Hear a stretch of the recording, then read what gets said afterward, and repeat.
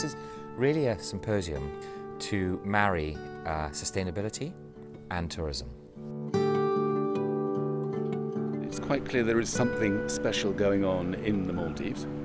So that's why people want to see what you can achieve in this small nation state, this small island state, and how you could then collaborate with other countries to build something much more powerful in the Indian Ocean that sent out a much stronger signal to others that this is now the only way to build tourism businesses. You know, the idea was to take advantage of a resort that's arguably the best resort in the world, winning tons of awards for sustainability, to actually bring people from around the world. This detached environment creates this fantastic relaxed atmosphere and people thinking about 2020, 2030, really thinking about long-term horizons.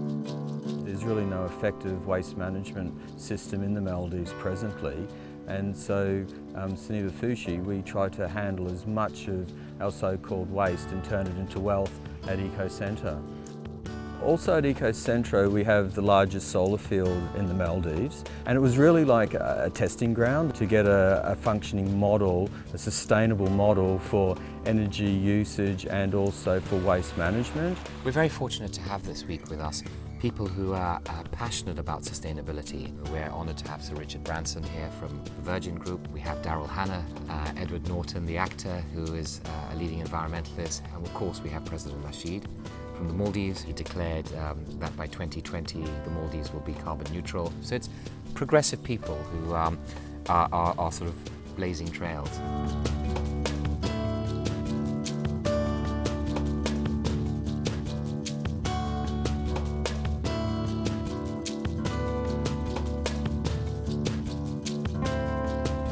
We also have another inexhaustible resource here, and that is human ingenuity. So all of you here have a big job to do this weekend. More people in the world today have cell phones than they have access to a working toilet. 1 in 8 people on this planet still don't have access to safe drinking water. We must look at the issues around protecting our natural resources, one of the biggest entrepreneurial opportunities of our lifetime. I have airlines, I have train businesses, so I thought, maybe the way I can sort of sleep well at nights is to take the profits I make from those businesses and divert them into trying to come up with a clean energy fuel. I would expect us to be, maybe 60-70% carbon neutral by 2020, and I think if Virgin Atlantic can do it, I think all airlines should be able to do it.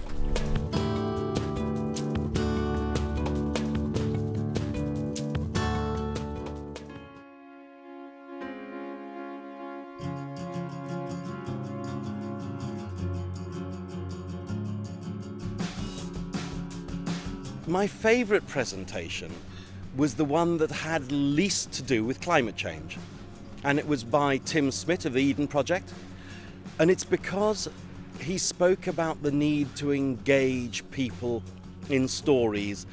The reason why the power of narrative is important is that we discovered at Eden that people do not want to be told that they're going to hell in a handcart. They actually want to know that people like them, smart people, are taking a bit of agency where a series of actions can lead to somewhere else that is a much better place. A symposium like this can make a difference if people are able to talk freely and use their experience, as opposed to it looking like a bunch of posturing with everybody trying to show how clever they are. I think what's really important is to slap everybody around the face with a wet fish occasionally. So, let's actually talk about a few steps that can lead us in a good way. We have a window of opportunity of about 7 years, and if leaders are unable to sort it out, they should stop calling themselves leaders and get out of it. I don't think your comments were just positive. I think they were completely inspirational and amazing. I'm pretty sure you're going to have a long tenure as the president here, but you're a young man, and when you're finished, would you consider coming and being president of the United States? In my mind, if we are to achieve what we are trying to do, this is exactly the type of discussions that we need. We have a lot of very astute players in the industry, and people are smart enough to know that the tourism product is designed around the environmental sustainability theme. I've been privileged enough to now be on my second SLOW LIFE Symposium here at Six Senses, and I've seen a change just in that 1 year. Last year there were no sharks out here. Just this morning I saw a 6-foot blacktip with a bunch of little babies around it. And that's a change in itself, thanks to all the positive and proactive movements that are happening with shark preservation. When we fix a problem with our energy consumption and our dependence on fossil fuels, we will also fix some of the problems that the ocean is facing, you know.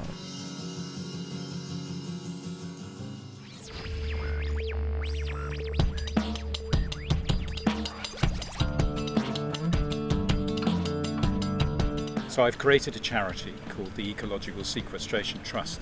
We're in discussion with a number of islands about how we might help them to achieve a much more sustainable and resilient future. We could make this model available to the Maldives as a demonstration region for all the world's island states. So I really welcome your offer.